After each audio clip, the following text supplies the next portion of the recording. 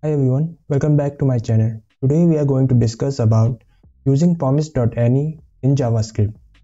Now the main topics we are going to cover today are what is promise.any method, syntax, what parameter does this method accepts, what does it returns, and finally what is the main difference between promise.any and promise.apes methods.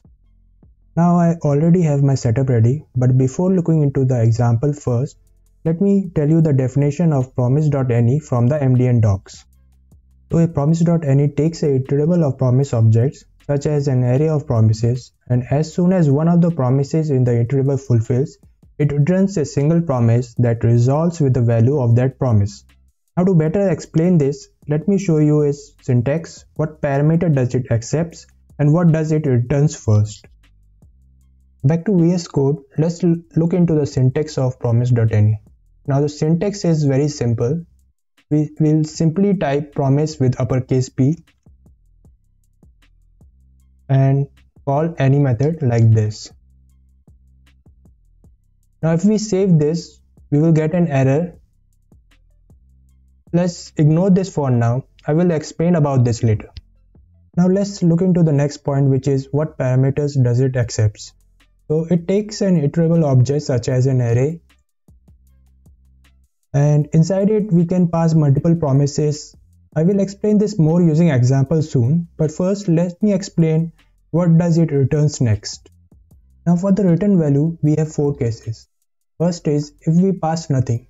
So let's jump into the console, and if we pass nothing we get a promise, and that is rejected from promise, and the result is a type error. Next is if we pass an empty array. So if we pass an empty array here, we will again get a rejected promise, but the result here is an aggregate error. Now the third case is if we do not pass any promises. So if we don't pass any promises and pass something like a number like this, we will get a fulfilled promise, and the value will be the same value we have passed in the array. Also if we pass a string,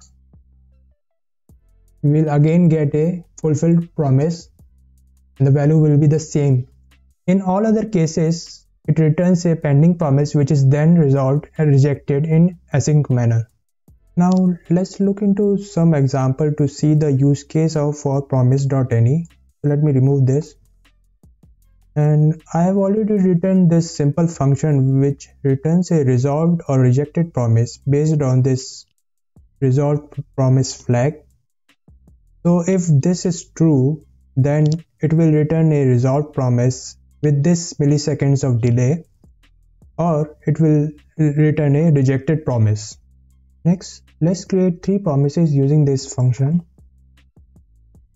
Now the first one will be a rejected promise with no delay. So let's create a variable for that. And we will use this promise function and just pass false and value as just 0, and we will not pass any delay because by default it will be set to 0. Second one will be a resolved promise with 100 milliseconds of delay. So we will just copy this. And instead of passing false, we will pass true, as this is a resolved promise, and we will pass a string like, and the delay will be just 100 milliseconds. And the third one will be also a resolved promise but with 500 milliseconds of delay.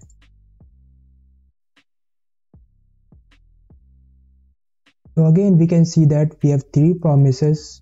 First one is a rejected promise, and the second one and third one are the resolved promise, and the fast promise is resolved first before the third promise. Next we will create a new variable which will be an array of these promises. So we will have P and then P fast and P slow. Now using promise.any, we can easily find which one out of these 3 promises fulfilled first. So we can do promise.any and simply pass this promises array.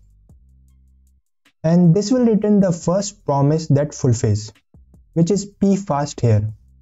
But as the promise.any method returns a promise, so we need to change then to it so that we can get pfast promise resolved value. So let's do that.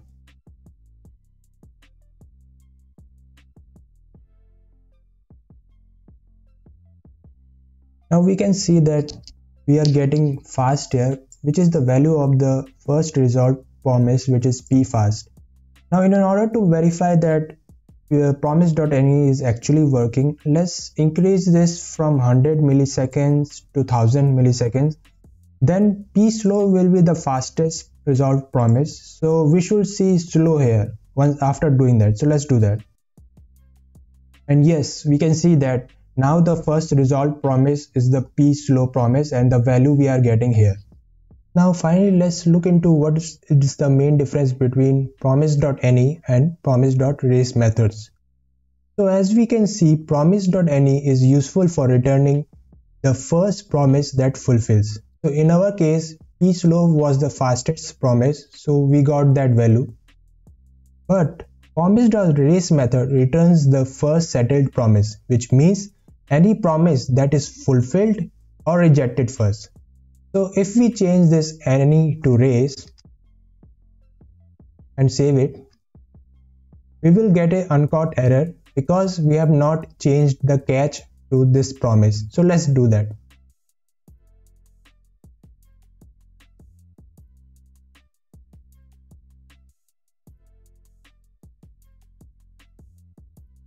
Now after changing the catch method, we can see we are getting 0 here. So as this p error is the first rejected promise, so even if we change this value to 100, we will still get 100 here because that is the rejected promise. But it is going inside this catch. Now if we make this also a resolved promise by passing true, we will still get 100, but this time it is going inside then because it is a resolved promise. So once again, promise.race method returns the first settled promise, which can be a fulfilled promise like this, or it can be a rejected promise like this. And promise.any is useful for returning the first promise that fulfills, and it ignores all the rejected promises before that. So if this promise is the fastest, then we will get its value. Else, if the pfast is the fastest one, we will get that value. That's it everyone.